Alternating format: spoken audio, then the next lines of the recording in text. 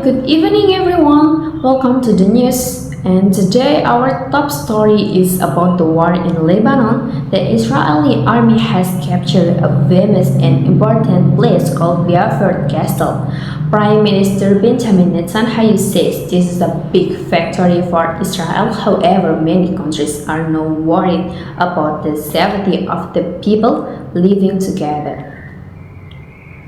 The Israeli military has captured the strategic site of Beaufort Castle in southern Lebanon in what Prime Minister Benjamin Netanyahu described as a decisive shift in its offensive against Hezbollah. It comes as ground troops move ever deeper into Lebanon's territory beyond their original demarcation line on the Litani River. The UK, France, and Germany criticized Israel's latest escalation as the Israel Defense Force or IDF warned more residents to evacuate a larger swath of southern Lebanon. Lebanon's prime minister has accused Israel of carrying out collective punishment. The latest evacuation warning is the second time in recent days that Israel has told residents to leave the entire south of Lebanon below the Zahrani River. Anyone present near Hezbollah elements, facilities, or means of combat endanger their life, an IDF spokesman said. The spokesman said a significant number of IDF ground soldiers were involved in the operation, which was currently expanding to additional areas. UK Foreign Secretary Yvette Cooper joined Europe's allies on Sunday in calling for Israel and Hezbollah to stop the escalating conflict. Israel's military escalation in Lebanon has killed and displaced civilians, destroyed infrastructure, and eroded space for diplomacy. Cooper wrote on X, "It must end. Hezbollah must end attacks on Israel and disarm," she added. In Lebanon, Prime Minister Nawaf Salam made a television address in which he accused Israel of a scorched earth policy and collective punishment in the south of the country. France, which has historical ties with Lebanon, has requested a meeting of the United Nations Security Council to discuss the Israeli military operation. President Emmanuel Macron said on X, "It is urgent that the weapons fall silent, all of them, and forget. Nothing justifies the major escalation currently underway in the southern Lebanon," he added. Foreign Minister Jean-Noël Barrot told French network BFM TV the situation was a major mistake for Israel. German Foreign Minister Johann Wadephul said that Israel army advance further into southern Lebanon was a cause for serious concern. Any future escalation will exacerbate the already tense situation and trigger new waves of displacement within Lebanon, he added in a statement. Present over the Litani Valley, Beaufort Castle has been key to controlling the region about it since the Crusade built it some 900 years ago. The Israeli army captured it 44 years ago in what's known in Israel as the First Lebanon War. In a statement on Sunday following this capture, Netanyahu said it was a decisive stage and decisive shift in our policy. "We have broken the barrier of fear. We are taking the initiative. We are operating on all fronts in Syria, Gaza, in Lebanon," he said. Netanyahu added that his aim was to deepen and expand our grip on the place that were under Hezbollah control.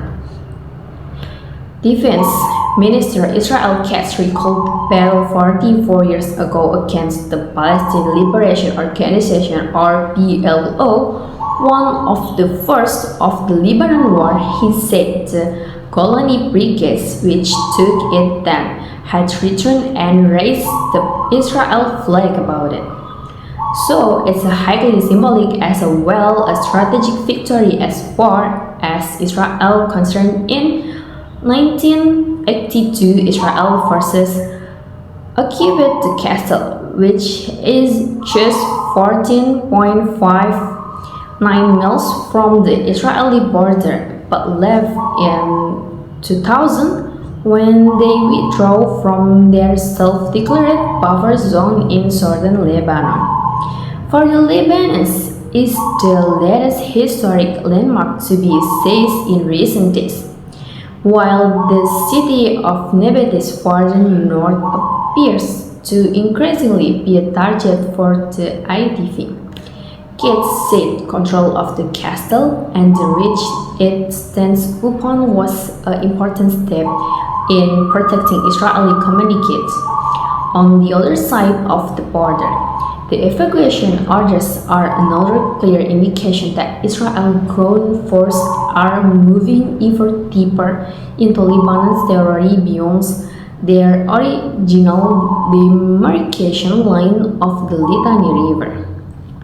Israel says it's been intensifying its onslaught against Hezbollah in response to the Iran-backed group's ramping up of its own explosive drone and missile attacks, both in Israel troops inside Lebanon and communicates across the border. On Sunday, Lebanon's health ministry said 13 hospital staff had been injured in the earthquake in the vicinity of Hiram Hospital in Tyre, southern Lebanon, which caused significant damage. The military confirmed another soldier had been killed, which schools in communicates on the Israeli side of the border have been closed on Sunday as a precaution. On Saturday, Hezbollah fired some 25 projects toward the area, prompting calls from opposition Israeli politicians for the government to do more to ensure the safety of residents.